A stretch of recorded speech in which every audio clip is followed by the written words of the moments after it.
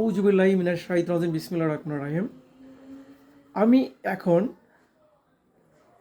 Quranic শব্দগুলোকে অক্ষরে অক্ষরে বিশ্লেষণ করার চেষ্টা করব ইনশাআল্লাহ। এখানে ইন্না ইন্না শব্দের অর্থ হচ্ছে নিশ্চয়ই। ইন্না শব্দের অর্থ হচ্ছে নিশ্চয়ই আমরা। ইন্নি নিশ্চয়ই আমি। নাস্তা ইনুকা আমি সাহায্য চাই আপনার কাছে।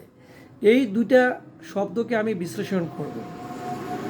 ইন না, আলিফ নুন জবর ইন, আলিফ নুন জের ইন, নুন জবর না, ইন না।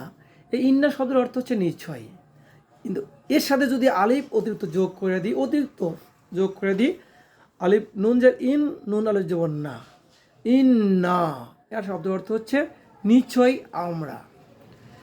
আরবি ভাষায় প্রতিটা শব্দের এত সুন্দর সিস্টেম।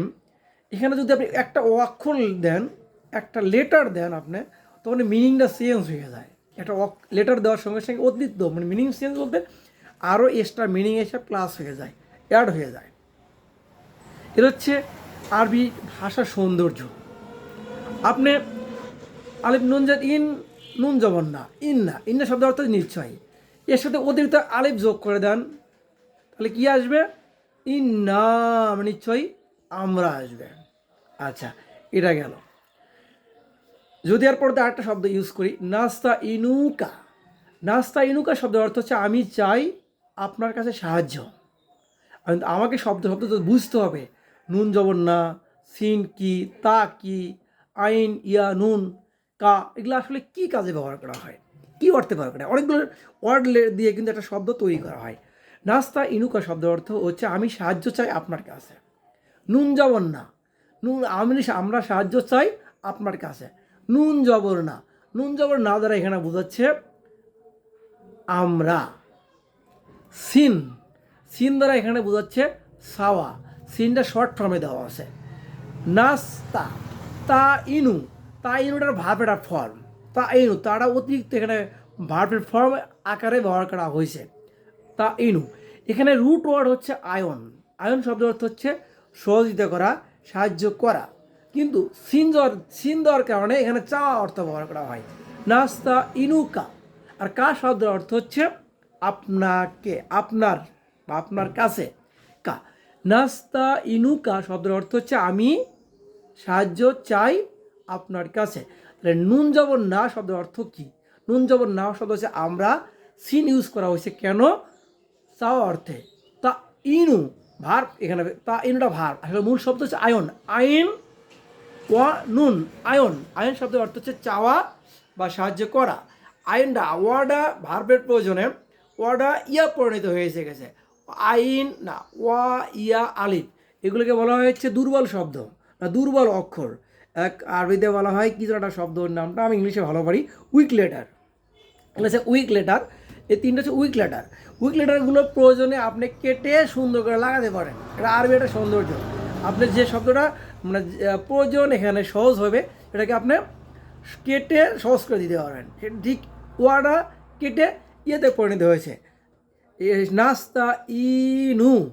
নাস্তা ইনুকা আমি আপনার কাছে সাহায্য চাই। তাহলে কি? ইন্না নাস্তা ইনুকা ওয়া নাস্তাক ফিরুকা। ওয়া মানে কি? ওয়া মানে হচ্ছে এবং।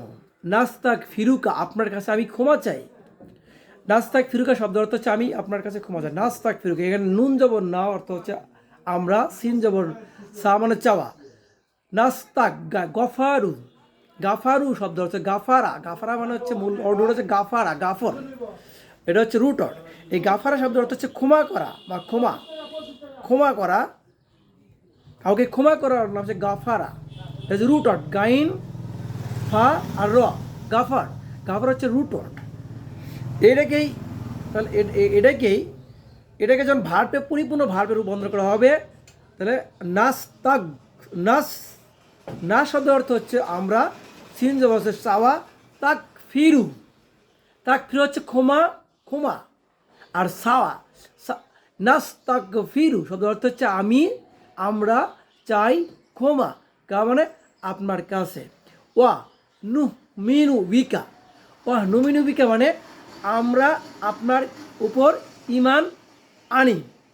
এখানে নুমিনু, নু মানে হচ্ছে আমরা, নু এর ইমান আছে, ইমান আলিফ মিম নুন, ইমান।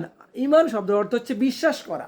এর মূল শব্দ আইন আলিফ মিম নুন, এই মানে বিশ্বাস করা বা কারোর বিশ্বাস স্থাপন করা। এটা হচ্ছে রুট ওয়ার্ড, 3 লেটার ওয়ার্ডে এসে এখানে রুট ওয়ার্ড। এখানে ভার পড়বে নুমি, নুমি নুমি নুমি নুমি। এখানে কিন্তু নুন পেশ, নুন অপেশ নু, কিন্তু এখানে আসলে হামজা আছে, উপরে একটা হামজা, হামজা শব্দ আলিফ, আলিফটা হামজাতে পরিণত হয়ে গেছে, হামজা। আর শর্টে কিন্তু আসলে হামজা, সেটাকে মানে এটাকে সহজ করার জন্য ওটা আলিফটাকে পরিণত করেছে নু মিন, যেহেতু মানে পেশ রয়েছে। নু মি, নু মি নু বিকা, বি মানে হচ্ছে সাথে, আপনার প্রতি, বি মানে বাজের বি, বি হচ্ছে একটা নাউন বা এটা বি হচ্ছে একটা ইয়া কী কয় রেখায় প্রিপোজিশন, বি বাজের বিটা প্রিপোজিশন, প্রিপোজিশন সাথে বা উপরে।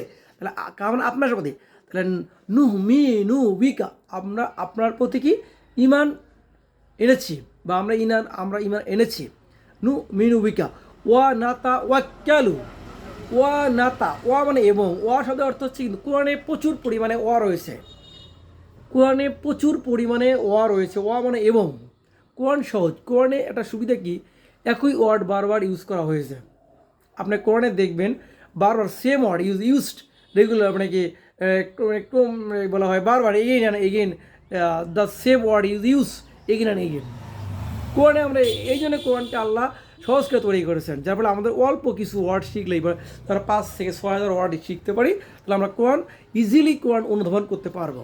সেম ওয়ার্ডগুলোই বারবার বিভিন্ন জায়গায় বিভিন্ন অবসরে ব্যবহার করা হয়েছে। এটা হচ্ছে কোরআনের সহজ। কোরআনকে বোঝানোর সহজ। আল্লাহ পাক কোরআনে বারবার বলে দিয়েছে আমি কোরআনকে সহজ করে তৈরি করেছি।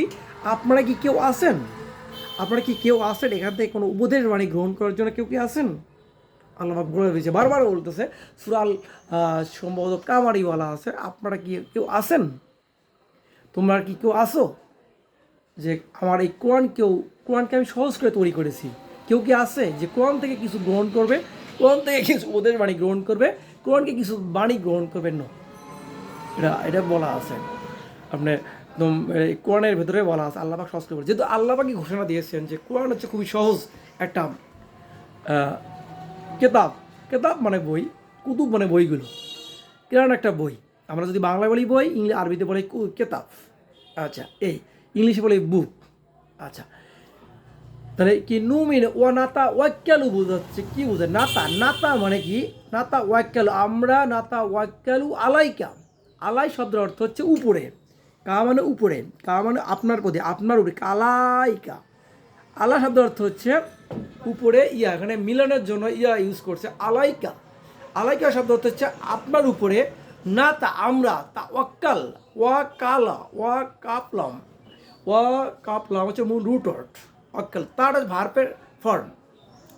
নাতা ওয়াক্কালু, আমরা আপনার উপরে কি ইমান এনেছি না ভরসা করি। ওয়ানাতা ওয়াক্কালু আলাইকাল খয়ের, আমরা আপনার উপরে উত্তমভাবে ভরসা করি। খয়রা মানে উত্তমভাবে।